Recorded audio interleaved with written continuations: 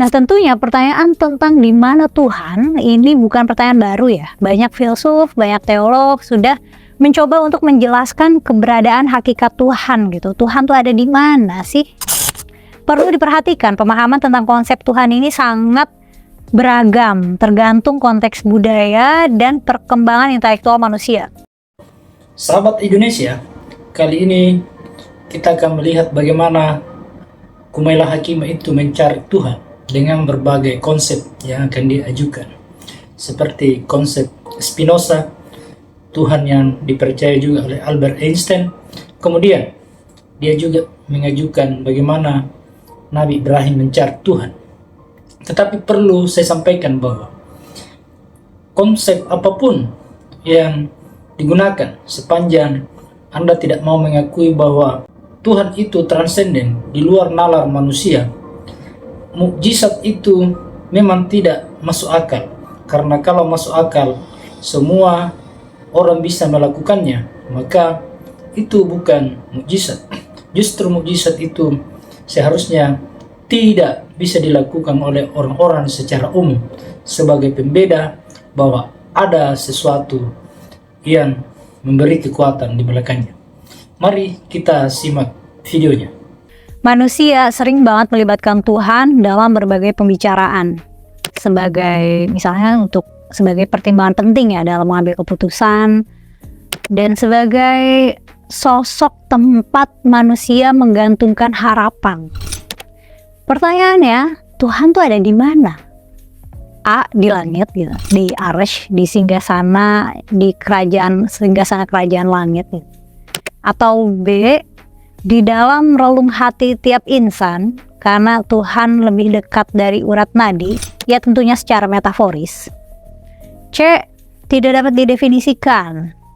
Mungkin karena Tuhan adalah semesta itu sendiri, atau melampaui ruang dan waktu, melampaui semesta, atau Tuhan sendiri adalah keberadaan itu sendiri gitu. Nah, jika Tuhan itu ada di mana? Nyari Tuhan itu kemana? Apa iya Tuhan ada di mana-mana? Ada kisah di Al-Quran, surat Al-An'am ayat 74 sampai 83 yang mengisahkan tentang kisah Nabi Ibrahim yang mencari Tuhan. Awalnya dia bertanya pada bapaknya yang seorang pematung untuk berhala. Nabi bertanya, "Atatakhidu asnaman alihah?" Emang boleh? Emang patut ya berhala-berhala ini jadi Tuhan? Ini aroka wa qaumaka, menurutku ya kamu dan kaummu ini fil dhalalim mubin gitu. Sesat, obviously sesat. Singkat cerita, malam tiba dia lihat bintang dan bilang hadza rabbi gitu. Ini adalah Tuhanku. Tapi setelah malam hilang dan bintang tidak terlihat lagi, dia bilang la uhibbul afilin. Aku gak suka yang hilang atau yang terbenam. Terus lihat bulan dan dia bilang hadza rabbi gitu. Ini Tuhanku. Tapi bulan juga terbenam. Dan ketika matahari terbit, Nabi Ibrahim bilang hadza rabbi, ini dia Tuhanku, hadza akbar, ini lebih besar. Tapi ya matahari terbenam juga. Lanjutannya beliau dapat petunjuk, tapi ceritanya udah nggak terlalu eksplisit ya, nggak tahu petunjuknya dalam bentuk apa, mungkin wahyu. Nah, lanjutan ayatnya monolog Nabi Ibrahim memikirkan tentang kepasrahan pada Tuhan, tentang dia nggak mau syirik gitu atau menyekutukan Tuhan gitu dan sebagainya. Nah, tentunya pertanyaan tentang di mana Tuhan ini bukan pertanyaan baru ya. Banyak filsuf, banyak teolog sudah mencoba untuk menjelaskan keberadaan hakikat Tuhan gitu. Tuhan tuh ada di mana sih? Perlu diperhatikan, pemahaman tentang konsep Tuhan ini sangat beragam, tergantung konteks budaya dan perkembangan intelektual manusia. Semakin intelektual manusianya, biasanya konsep Tuhannya semakin kompleks nih. Dan sekaligus juga semakin advance argumen-argumen yang disusun untuk menciptakan dan mempertahankan eksistensi Tuhan secara konsep. Ada konsep deisme pakai D ya, yang populer ketika Renaissance pada abad 17-18. Jadi mereka percaya Tuhan itu menciptakan dan merancang alam semesta sedemikian rupa dengan seperangkat hukum alam yang sempurna, sehingga jadilah semesta ini bisa berjalan sesuai hukum alam tanpa intervensi Tuhan lagi. Jadi kayak insinyur gitu, kayak engineer sekaligus desainer. Anggaplah bangun rumah, proyeknya udah selesai, penghuni rumah udah bisa tinggal di situ, air aman, listrik aman, semua aman, gak ada bocor dan sebagainya. desainer sekaligus engineer itu nggak perlu balik lagi buat benerin kerjaannya karena kerjaannya udah sempurna gitu. Nah, alam semesta ini kompleks sekaligus teratur.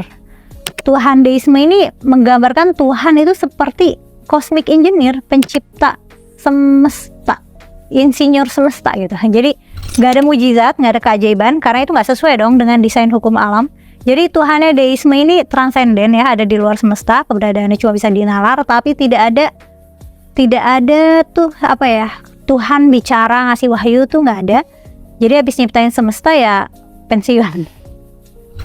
Ada juga ya Baruch Spinoza, filsuf Belanda yang mempopulerkan panteisme. Sebenarnya Spinoza nggak pakai istilah panteisme sih, tapi pemikiran dan karya-karyanya jadi landasan konsep panteisme. Apa itu panteisme? Panteisme adalah kepercayaan bahwa Tuhan itu adalah pen atau kancing. Kayak aku bercanda, udah nggak lucu pula, maaf. Panteisme itu adalah kepercayaan bahwa Tuhan dan alam semesta itu adalah substansi yang sama. Tuhan dan semesta itu satu. Tuhan adalah alam semesta itu sendiri. Sifat Tuhannya transenden sekaligus imanen gitu. Transenden dalam arti melampaui alam semesta, tidak terbatas ruang dan waktu dan materi, berada dalam jangkauan manusia dan sekaligus imanen. Karena Tuhan itu hadir, Tuhan itu dekat dan terlibat dan beroperasi di dalam semesta. Menurut Spinoza, Tuhan itu nggak punya sifat manusiawi dan nggak berinteraksi dengan individu-individu gitu. Tuhan nggak punya kehendak, nggak punya tujuan, dan nggak punya emosi seperti yang digambarkan, yang biasanya sering digambarkan dalam kerangka teologi tradisional ya. Jadi Tuhan tuh nggak marah, nggak cemburu, tapi sekaligus yang nggak punya perasaan kasih sayang ya, karena Tuhan tidak punya rasa seperti manusia gitu, bahkan tidak punya perasaan dan emosi gitu ya menurut Spinoza. Tapi sebenarnya wajar ya kalau manusia-manusia mendeskripsikan Tuhan dengan karakter manusia gitu. Cara mikir manusia emang gitu. Kita punya kecenderungan pakai pendekatan antropomorfistik dalam mendeskripsikan Tuhan misalnya, atau mendeskripsikan hewan, tumbuhan, bahkan benda mati. Kita bisa mikir, wah kasihan ya kucing digendongnya kok digigit sama mamanya, harusnya kan gendong itu gini gitu. Ya mereka kan kucing ya, culture-nya culture kucing gitu. Atau kita punya mainan, kita punya boneka, kita sayang gitu, kayak dia punya nyawa gitu, kayak dia anak kita sendiri, kayak dia bisa ngerasain sakit gitu, bisa sakit hati. Nah ini cara pikir yang manusiawi, itu emang kita punya bias yang kayak gitu. Aku bukan bilang ini pemikiran yang benar atau salah ya, aku bilangnya ini cara pikir yang wajar dan umum. Nah biasanya di agama monoteistik seperti Islam, Kristen, dan Yahudi, Tuhan itu ya entitas personal, entitas dengan individu tersendiri, punya kehendak, punya tujuan, punya sifat-sifat. Makanya kita sematkanlah sifat maha penyayang, maha adil, maha melihat, dan sebagainya. Dan Tuhannya juga terlibat gitu, nurunin wahyu, ngasih mujizat, nurunin azab. Setidaknya begitu dalam referensi utamanya ya dalam kitab sucinya. Tuhannya transenden tapi dekat, bisa mendengarkan dan mengabulkan doa. Tuhannya ada di surga atau di manalah yang dimensinya lain secara fisik, tapi kehadirannya tuh bisa dirasa gitu, bisa diimani. Nah kalau kamu nyari Tuhan di mana? Gimana kamu mengkonsepkan Tuhan? Atau itu nggak relevan buat kamu?